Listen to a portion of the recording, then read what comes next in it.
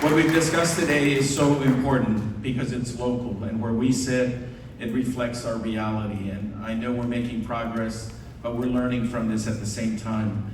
Small businesses aren't just a segment of the economy, they're the entry point into it.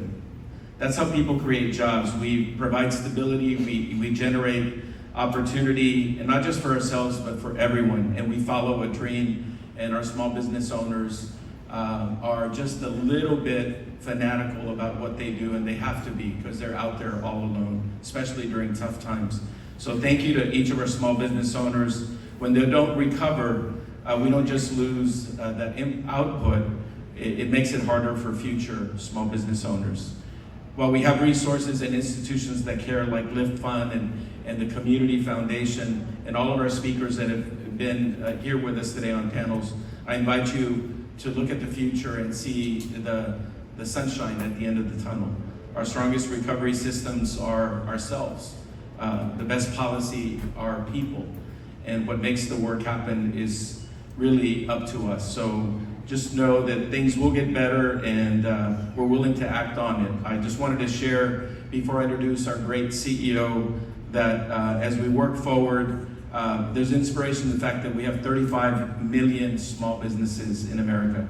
They create close to 80% of the US jobs, and they're the ones that keep people employed during tough times more than some of our larger corporations who at times have to do layoffs, as you know.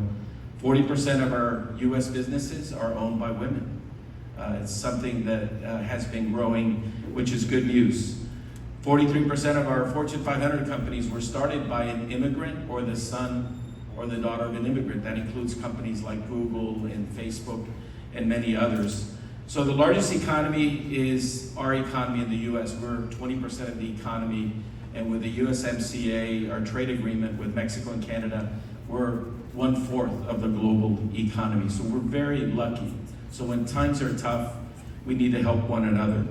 Women are starting companies at 2.5 times the rate of the national rate. And here in Texas, we're 40% Hispanic.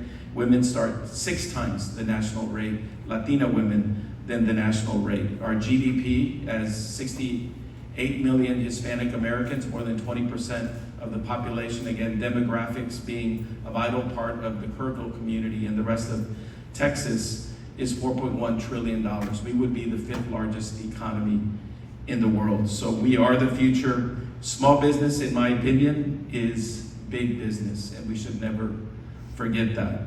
So I just want to thank each of you for being here today. I grew up in families on my mother and dad's side that were small business owners, and I believe that's why I'm working in this position as the president and CEO of 300 Latino chambers, 5 million Hispanic-owned businesses, and hundreds of corporations know that they need to invest in the economic engine that is in front of us. At this time, I'm very honored to introduce a great leader and a friend. Our president and CEO at Lift Fund, Amy Herford, is doing a fantastic job the last couple of years in leading us forward with robust energy. Let's give her a round of applause. Amy, thank you so much. Before I have her come up here, and she may be right behind me, I'm proud that she's an attorney.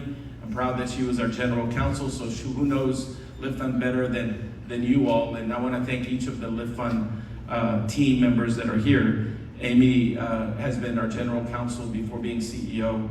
I'm very proud to introduce her at this time. She went to school at Trinity University and is also a graduate of the University of Texas Law School.